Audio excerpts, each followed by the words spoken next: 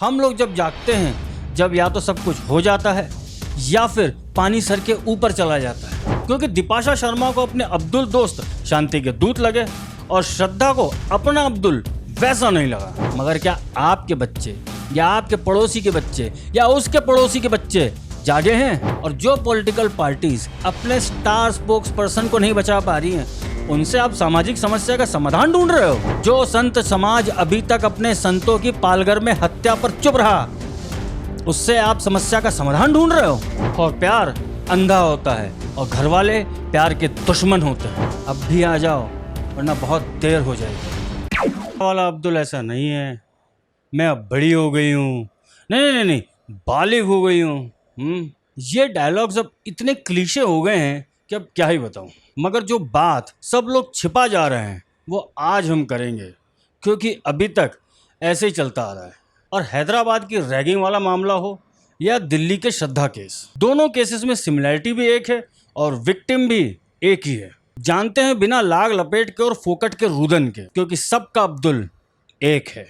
तो चलिए शुरू करते हैं।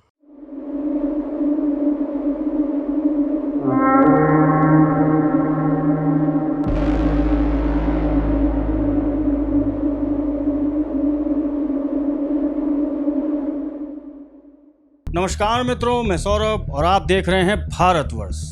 12 नवंबर हैदराबाद का एक वीडियो बड़ा वायरल हुआ, जिसमें कुछ शांति के दूत एक हिंदू छात्र को पीट कर ओला उबर करवा रहे थे। यह घटना है 3 नवंबर की, जब हैदराबाद के ICFAI foundation for higher education के लॉ स्टूडेंट हिमांक बंसल के रूम पर 15 से 20 शांति के दूत पधारे। उसे मारा गया, पीटा गया, उसके अंडकोशों पर लातें मारी गईं, उससे ओला उबर के नारे लगवाए गए और उसे नंगा करने का प्रयास किया गया। ऐसा मैं नहीं कह रहा हूँ, FIR कह रही है। और ये सारी घटनाएं इन्हीं शांति के दूतों ने रिकॉर्ड करी और सोशल मीडिया पे वायरल की। सीधी बात है, एक स्टेटमेंट जो देना था कि हम कौन हैं। कट टू 14 नवंबर तक की खबर न्यू दिल्ली से पूरे भारत में आग की तरफ फैल चुकी थी। ये खबर थी मुंबई के पालघर के रहने वाली श्रद्धा वलकर की, जिसकी नृशंस हत्या 35 टुकड़ों में की गई। और ये कारनामा सरंजाम किया है आफ्ताब अमीन पूनावाला ने, जो कि श्रद्धा का लिव इन बॉयफ्रेंड था। श्रद्धा अपने माँ बाप से झगड़कर उनको ये डायलॉग देकर कि मैं अब बालिग हो गई हूँ, मैं अपने फैसले खुद ले सकती हूँ, मेरा अब्दुल, मेरा मतलब है मेरा आफ्ताब ऐसा नहीं है, ये सब कहकर मुंबई से दिल्ली शिफ्ट हो गई थी। श्रद्धा का मर्डर मई में हो चुका था और इतने महीने से ना तो उसके कोई दोस्तों ने खबर ली और ना ही उसके घर वालों ने।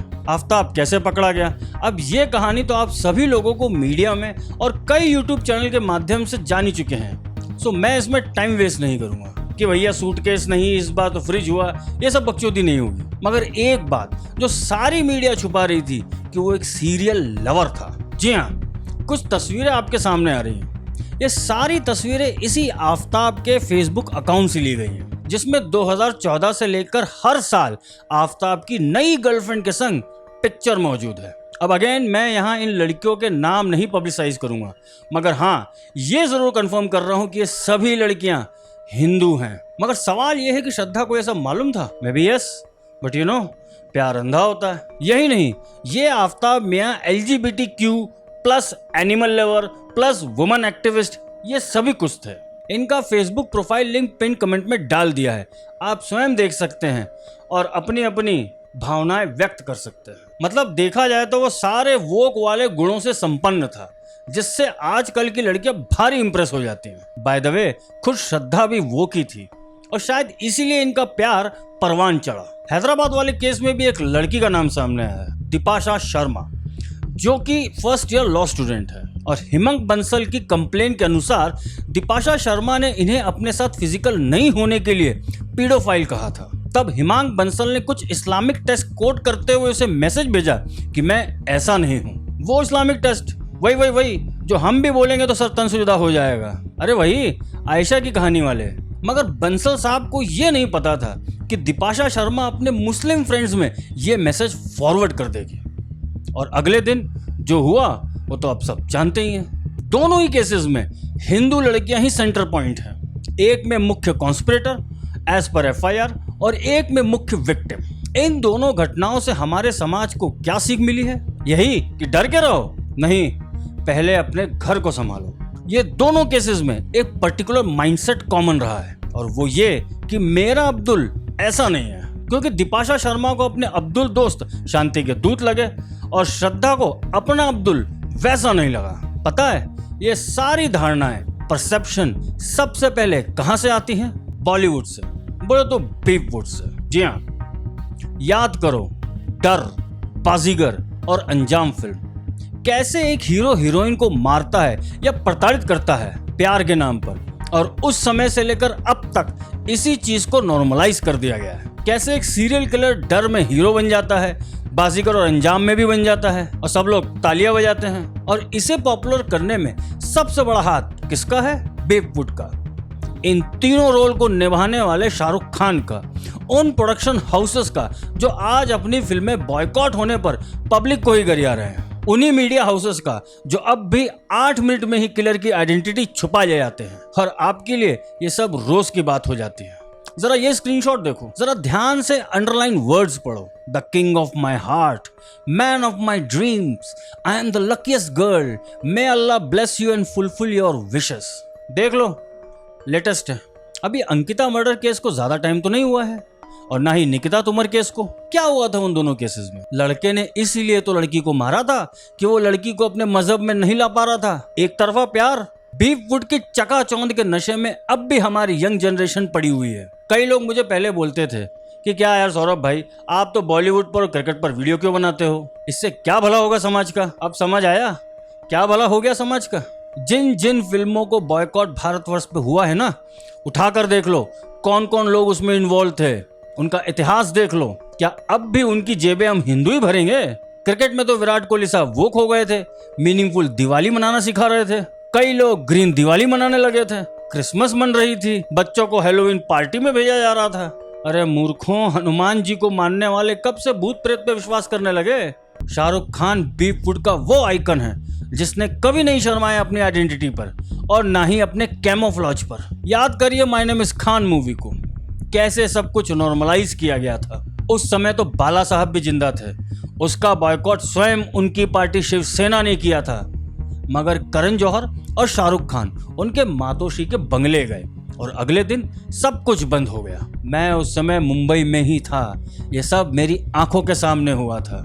मेरे मित्र जो उस समय मुंबई में थे वो भी इसे कंफर्म कर सकते हैं। उस फिल्म ने कैसे 26/11 जैसे भयावह घटना के बाद नैरेटिव बदल कर रख दिया था। हम लोग एज अ समाज उस समय भी नहीं समझे थे और आज भी नहीं समझ रहे हैं। हम लोग समझते हैं कि सारी प्रॉब्लम्स का हल पॉलिटिकल है। नहीं, ये एक सामाजिक समस्या है, ये हमारे घरों की समस्या है। इसमें मोदी योगी क्या कर लेंगे? दोनों लड़कियां तो हमारी थी ना, और हम एज अ समाज अपनी लड़कियों को सावधान नहीं कर पा रहे। हम लोग जब जागते हैं, जब या तो सब कुछ हो जाता है या फिर पानी सर के ऊपर चला जाता है। हम लोग ये नहीं देख पाते कि हमारे बच्चे कब वोक बन जाते हैं और इसकी शुरुआत कब से होती है। घर से अच्छा टीचर कहीं नहीं होता, भले ही आप किसी भी स्कूल में भेजो, किसी भी कोचिंग इंस्टीट्यूट में भेजो। बीफवुड कैसे आपको एक फेक दुनिया में ले जाता है जहां अब्दुल चाचा ही सबसे ज्यादा शरीफ होते हैं और प्यार अंधा होता है और घर वाले प्यार के दुश्मन होते हैं। ये सारी थ्योरम्स यहीं से तो आई हैं। उठाकर देख लो बीफवुड की 70s से लेकर अभी तक की सारी फिल्मों को।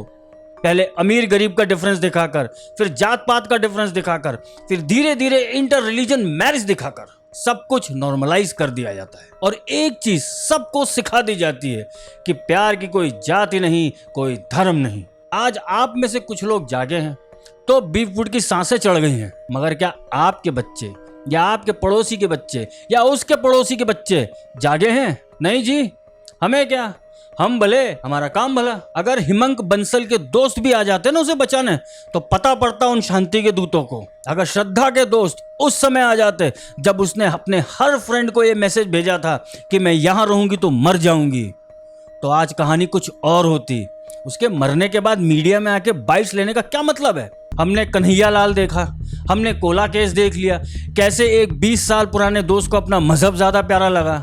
क्यों? क्योंकि हम एज अ समाज धीरे धीरे मृत हो रहे हैं और अगर हम ऐसे ही रहे तो एक दिन हम भी म्यूजियम्स में ही पाए जाएंगे। एक साफ साफ पैटर्न नहीं दिख रहा कि हिंदुओं की लड़कियां उठाओ और हिंदू लड़कों को डराओ या वोक बनाकर हिजड़ा बनाओ? ये काम हम सबके सामने हो रहा है, मगर बजाय उस पर एक्ट करने के हम ये सब भी पॉलिटिकल लीडर्स पर डालकर सो जाते हैं और ये कहते हैं कि इसने ये नहीं किया, उसने वो नहीं किया। भाई मेरे, तुमने क्या किया? क्या अपने मोहल्ले के कार्यक्रमों में जाते हो? क्या अपने सोसाइटीज़ के गेट टुगेदर में जाकर ये सारी बातें करते हो? क्या होगा ज़्यादा से ज़्यादा? सबसे पहले लोग हंसेंगे, इग्नोर करेंगे, मगर आपके निरंतर प्रयास से कुछ लोग तो जागेंगे, कुछ तो बचेंगे। ये धर्म किसका है? हमारा ही तो है। तो जिम्मेदारी किसकी है? हमारी।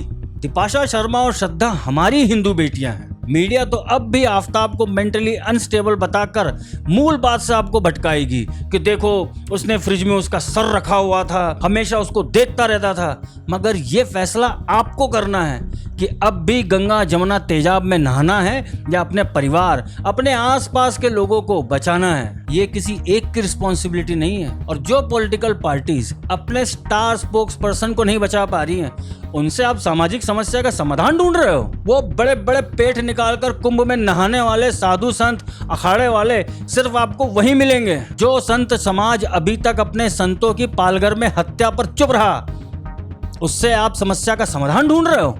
किस किस घर में अब भी एकता कपूर के फंडेड सीरियल्स चल रहे हैं, जबकि ये वही औरत है जिसने सबसे पहले छोटे पर्दे पर परिवारों को तोड़ना शुरू कर दिया था। माँ कौन, बेटी कौन, किसी को नहीं पता।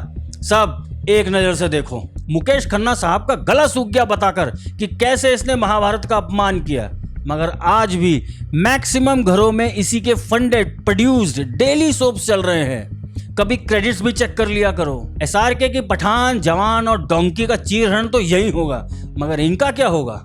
इंस्टाग्राम पर बीच पर तरबूज हिलाने वालों से दूर कब हटोगे?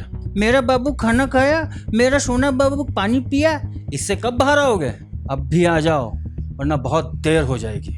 याद रखना, इस नए भारत के असली भाग्य विधाता हम ही हैं, कोई और नहीं। और अब चलते चलते एक संदेश उन मीडिया के दल्लों को जो आफ्ताब के केस को वन साइडेड अफेयर बताकर कि देखो उसको इतना प्यार करता था, ये हैदराबाद केस को सिर्फ रैगिंग का केस बताकर वाइट वॉश कर रहे हैं। ऐसा है प्रोस्टिट्यूट्स, सच को कितना ही दबा लो वो सामने आकर ही रहेगा। ये जितना हदीसों के नाम पर हंगामा हो रहा है ना, उतना ही लोग हदीसों को पढ़ेंगे।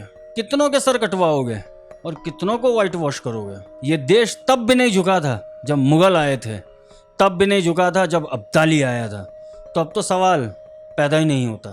अगर आप भी हर घर से महाराणा प्रताप और छत्रपति शिवाजी महाराज चाहते हैं तो इस वीडियो को लाइक, कमेंट, शेयर और चैनल को सब्सक्राइब अवश्य करें, क्योंकि इस नए भारत के भाग्य विधाता हम हैं। धन्यवाद। 50,000 मिलते। अरे रुकना, मेरे को हर महीने लड़की पटाने के 50,000 मिलते और शादी करने के बाद 5 लाख रुपए मिलते। याद करने के लिए बोला गया था, मस्जिद से पैसे मिलते। कितने? 5 लाख रुपए। और लड़की घुमाने के लिए 50,000 रुपए। कब मिल गए? गाड़ी मिली है? देखो गाड़ी बड़ी सब उन्होंने अरेंज कर गए थे। लड़की की शादी कर रहा था, शादी करके साथ में रहने वाला था तू? लड़की के साथ शादी करने वाला था? नहीं, क्या करने? छोड़ देने वाला था। शादी करके छोड़ने वाला, फिर लड़की के साथ शादी, बच्चे पैदा करने के थे? बच्चे पैदा नहीं, शादी करने के थे, पैदा करके छोड़ देने वाला था। शादी करने के थे को, बच्चे पैदा करने को और छोड़ देने का लड़की को। शादी कर रहा लड़की से, बच्चे पैदा करने को। सच बोल रहा है? तू कहीं की कसम खा के बोल रहा है? कुरान की कसम सच बोल रहा ना? सच बोल रहा। ठीक। और लड़की, तेरा और लड़की गैप कैसे लगा? कॉलेज में।